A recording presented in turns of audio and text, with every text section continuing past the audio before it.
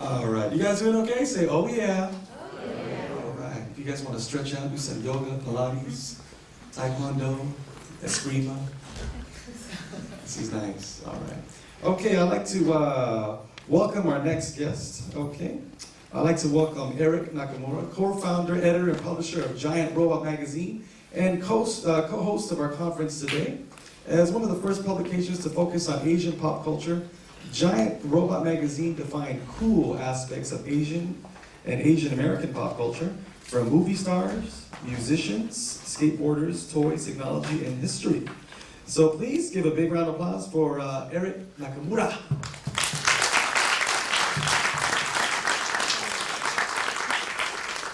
Thanks for coming. Is this thing on? It's okay. Oh, it's on. Yeah, thanks for coming, everybody. I guess basically we're going to show a film that we made in the last few weeks. It's just going to chronicle like 50 years of Asian popular culture in America, and it basically has just about everything, almost everything we wanted to put in it, but at the same time, I mean, there's just so much more. How do you cover 50 years of pop culture in 20 minutes? That's pretty impossible. So I think basically we're just going to roll the film and tell us what you think afterwards. Thanks.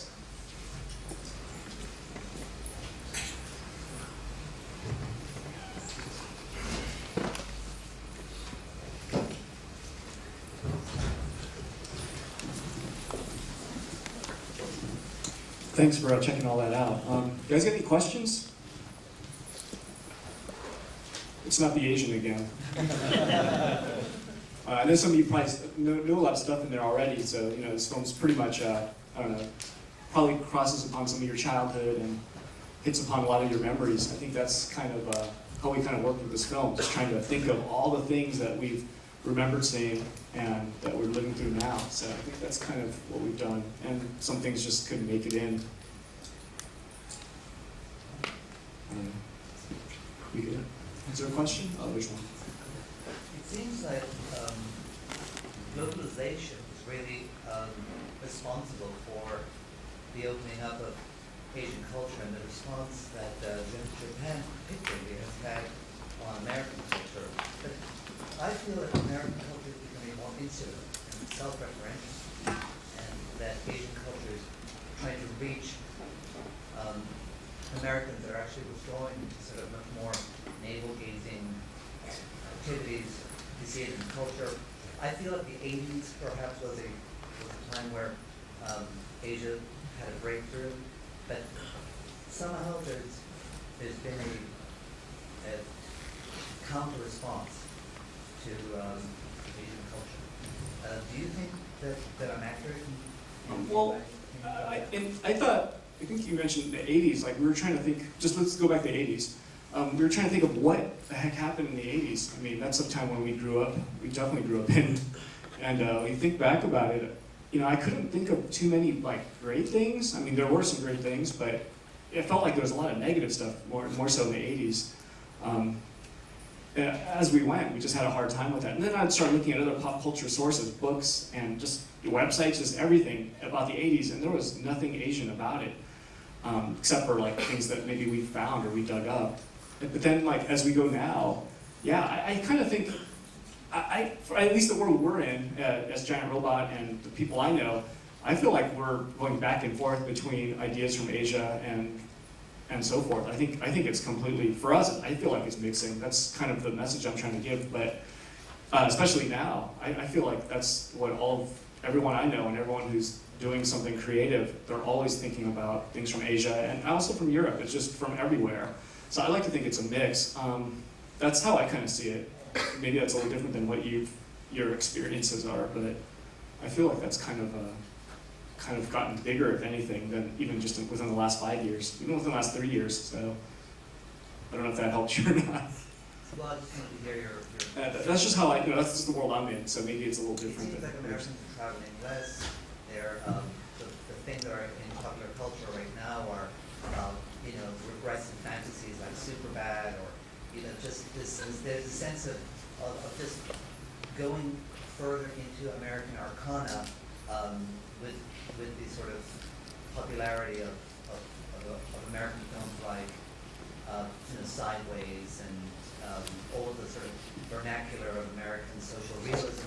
It just seems to be like less about looking out than about being sort of post 9/11, staying inside boundaries. And I think that what's coming out of America is less polyglot, like Japan or all of Asia or Europe. It seems that they're really responding to globalization much more than America is. My sense.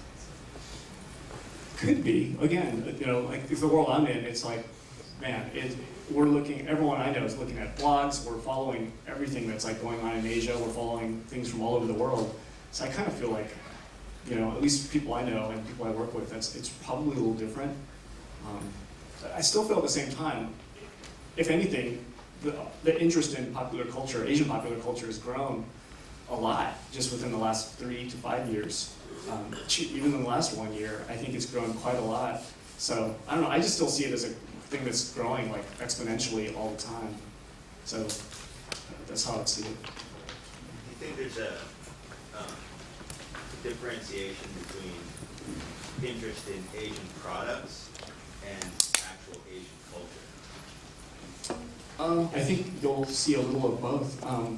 There's definitely people who just want the product. They see something cool, they want it, they get it, and then they put it away, then they see the next thing they want to get it, put it away, and it's just a never-ending cycle. But the real culture in terms of like, you know, actual like how people live and how people like actually think and feel about things, that's going to trail.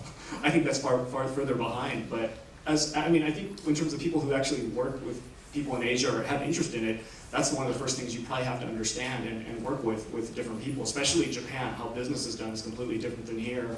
And I think that's one of the things, if you want to like move forward, you just have to really be open to how other people live and how other people do things. And I think that's kind of one of the reasons why you see a lot of people who are Asian American or Asian, just Americans who are working with people in Asia more successfully. I think they're just the ones who are successful with it are more open to understanding the actual culture, not just cool stuff that's coming out, you know, and hey, that's a really good design, that's a cool t-shirt. I think you really have to understand the people for you to work together and to move forward with that kind of, you know, with collaborations and whatnot. If you really want to get into it, I think that's what it takes. Yeah, I want to respond to the navel gazing comment. That was pretty interesting. I like that. I want to borrow that. But yeah, you know, when I do little store tours, I'll go to like a Murokai or a Mitsuwa, and I'll walk in there.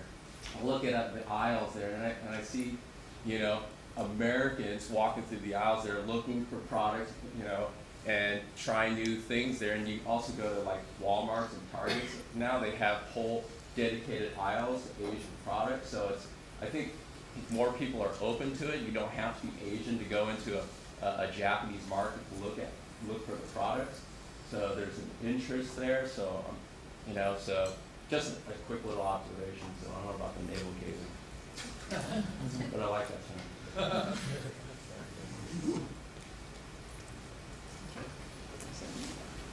Thanks a lot. Thank you so much. All right, you guys enjoyed the film? Yeah, it's nice, isn't it? Not only are Asians who are cool, we're sexy, right? Like Justin Timberlake said, I'm bringing soy sauce back, so. But yeah, thank you, John. You're a big NBA fan as well? NBA fan? Of Yeah. course. Yeah, we need more Asians in NBA. What do you guys think? More Asians in NBA? Would that be nice? Yeah. My dad said, yeah, Joe, we need Filipinos in the basketball team. But you know why there's no Filipinos? Because you can't dunk with slippers. Anyways, we're going to loosen up. We're going to take a 15-minute networking break. So feel free to mingle. And I just want to thank one of our sponsors for breakfast today, KTSF, for providing breakfast. So take a look. We have some booths out there. So please feel free to check out some of our gadgets. And we'll see you in 15 minutes. Thank you.